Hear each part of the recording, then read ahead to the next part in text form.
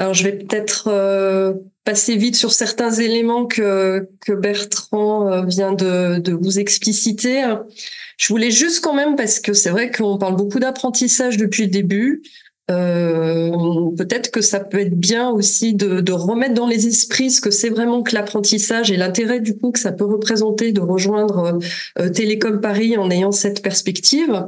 En fait, ce qu'il faut que vous compreniez, c'est que être apprenti à Télécom Paris, mais comme ailleurs, comme dans d'autres écoles, c'est le principe même de l'apprentissage, c'est que vous aurez un double statut. Vous aurez le statut d'étudiant, ce qui vous permet d'avoir le statut étudiant, d'avoir une carte d'étudiant, de bénéficier de réductions diverses et variées liées à votre statut étudiant, mais également d'avoir le statut salarié. Et là, évidemment, quand on dit salarié, j'ai plus de lumière dans mon bureau. Pardon, je vois du direct. C'est que, en fait, c'est votre premier job finalement. Vous intégrez une entreprise qui va vous rémunérer. On va y revenir un petit peu après. Et ça va être donc votre premier contrat de travail qui va vous permettre, tout en montant en compétences professionnelles, découvrir le monde de l'entreprise, avoir des collègues, avoir des premières missions, de vous investir également à côté à l'école et d'être payé pour cela, puisque c'est votre entreprise qui va prendre en charge vos coûts de formation. Et vous, en tant qu'apprenti, quand vous aurez ce statut d'apprenti, vous ne paierez pas de droits de scolarité à l'école. Donc, c'est aussi un élément très intéressant qui peut être une source de motivation. Alors, il n'y a pas que l'argent non plus là-dedans, et j'y reviendrai aussi dans quelques instants. Ce qui est très intéressant, et ça se déduit un petit peu de ce que je viens de vous dire, en montant en compétences comme ça au sein d'une entreprise, en ayant déjà un contrat d'apprentissage sur 2 ans, ça vous rend encore plus employable, ça vous donne vraiment une expérience professionnelle et ça favorise votre insertion professionnelle ultérieurement. Alors ça, je vais peut-être passer vite parce que c'est des éléments que Bertrand David vient d'indiquer et que ma collègue Françoise va approfondir plus précisément sur le nombre de places, comment on intègre Télécom Paris et sous quel statut. Mais donc, le message, c'est plutôt de dire que nous, ce qu'on cherche aussi à avoir et qui nous tient à cœur, c'est d'avoir un recrutement varié parce que voilà, la mixité des profils, c'est aussi ce qui est très intéressant pour notre école. Donc, selon que vous venez de prépa, de BUT, de prépa ATS, c'est un mélange, on va dire, des profils et des parcours qui intéressent beaucoup et qui est précieux pour notre école. Le choix un point quand même sur lequel je m'appesantis juste une seconde, c'est vraiment pour clarifier le fait que vous devez choisir en fait un des 4 parcours que Bertrand David a énuméré tout à l'heure. Donc ça suppose vraiment que vous réfléchissiez aussi à ce qui vous intéresse de faire comme comme coloration un petit peu plus substantielle de votre cursus au sein de l'école, parce que ça va conditionner effectivement votre parcours en 2e et en 3e année.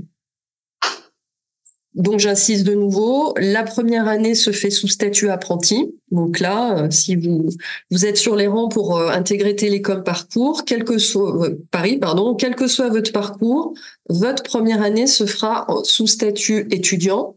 Donc vous paierez des droits de scolarité sur cette première année. C'est à partir du cycle master, donc à partir de la 2e année chez nous, que vous aurez ce statut étudiant et que vous vous ne serez plus étudiant et vos frais de scolarité seront pris en charge par votre entreprise. Je rappelle le rythme de l'école. Le rythme d'apprentissage, c'est 3 jours à l'école, 2 jours en entreprise. Et comme petite spécificité, on n'en a pas parlé, mais c'est important de le savoir, c'est que vous aurez une mobilité internationale à faire et du temps à passer à l'étranger, soit du temps passé au sein de l'école, enfin en tout cas sous le temps de l'école, ou alors du temps passé en entreprise. Mais peut-être que les apprentis qui sont parmi nous pourront en témoigner plus tard. Ça, je passe vite parce que Bertrand y a fait référence et je crois que mes chiffres sont pas tout à fait à jour.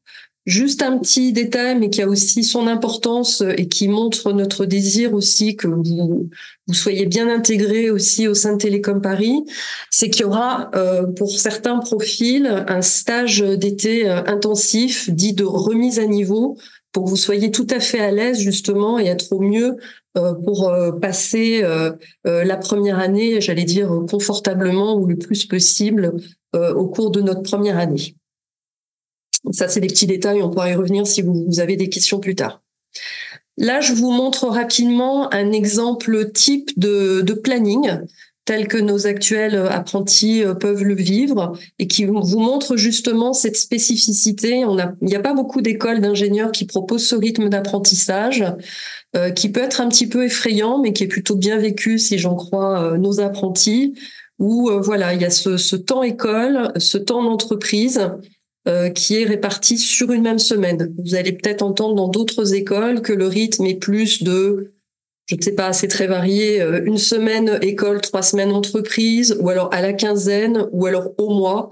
Voilà, nous, c'est un rythme assez intensif, mais qui permet à la fois d'être finalement toujours avoir un pied à l'école et de profiter de la vie associative. Donc, le président du BDE va vous en parler tout à l'heure. Donc, on garde toujours le contact avec l'école, les enseignements et la vie de l'école. Et ça, c'est important et ça fait partie du dispositif de formation.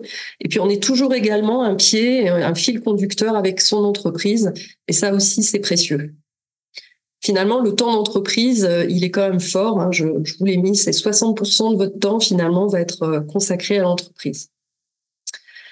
Alors, puisqu'on parle d'entreprise, là, je vous ai mis un panorama des belles entreprises de toute taille et de tout secteur qui ont accueilli ou qui accueillent encore aujourd'hui nos apprentis.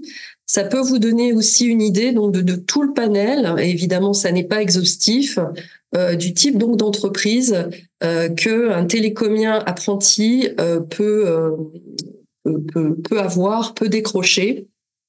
Je passe parce que je vois que le temps passe, mais pareil, si vous avez des questions, n'hésitez pas après. Au niveau de la recherche de la mission d'entreprise, ça, je sais par expérience que c'est quelque chose qui inquiète toujours et c'est bien légitime, bien compréhensible pour nos étudiants. On n'a pas d'offres toutes prêtes à proposer à nos futurs apprentis. Bien sûr, on a notre réseau entreprise, on a plus de 40 entreprises qui sont partenaires campus, mais ce qu'on aime bien aussi, c'est favoriser l'autonomie, les goûts de chacun, pour que chacun trouve la mission qui lui incombe et qui lui tient le plus à cœur. Alors, je ne sais pas si nos apprentis pourront également parler de cette étape-là, comment ils ont fait pour trouver leur entreprise. En tout cas, avec Télécom Paris, on a des dispositifs en interne pour évidemment vous aider, vous soutenir, vous accompagner. Je suis là également pour cela. On a des outils, j'allais dire, de base pour le CV. On a les alumni qui aident les étudiants de manière générale, au-delà du statut d'apprenti, à relire les CV, à faire des simulations d'entretien. On a une journée complète qui est consacrée au projet professionnel et qui participe de ça. Et ça concerne évidemment tous les élèves de Télécom Paris. Enfin, bref, vous n'êtes pas seul, vous êtes accompagné aussi bien académiquement que dans la construction de votre projet professionnel. Sur les perspectives de recrutement, j'y faisais rapidement référence tout à l'heure. Voilà les perspectives de salaire que vous pouvez avoir en étant un apprenti au sein de Télécom Paris. C'est plutôt au-dessus de la moyenne. Et puis, ce que je disais tout à l'heure, c'est que choisir non seulement Télécom Paris, mais en plus la voie d'apprentissage, c'est renforcer encore plus votre employabilité. L'employabilité pour Télécom Paris, elle est très forte. Et c'est vrai que quand on est apprenti, c'est encore renforcé, puisque là, vous le voyez, très majoritairement, les apprentis, enfin les entreprises qui ont pris un de nos apprentis font une proposition d'embauche à la fin. En même temps, c'est le principe même de l'apprentissage, ça a cette vocation. L'entreprise fait monter en compétence son apprenti, donc c'est assez logique qu'au bout de 2 ans, il lui propose de le ou de la garder. Et on voit que dans un cas sur deux, grosso modo, un élève qui est passé donc par Télécom Paris a décidé donc de rester au sein de son entreprise, mais il y a évidemment aucune obligation à cela.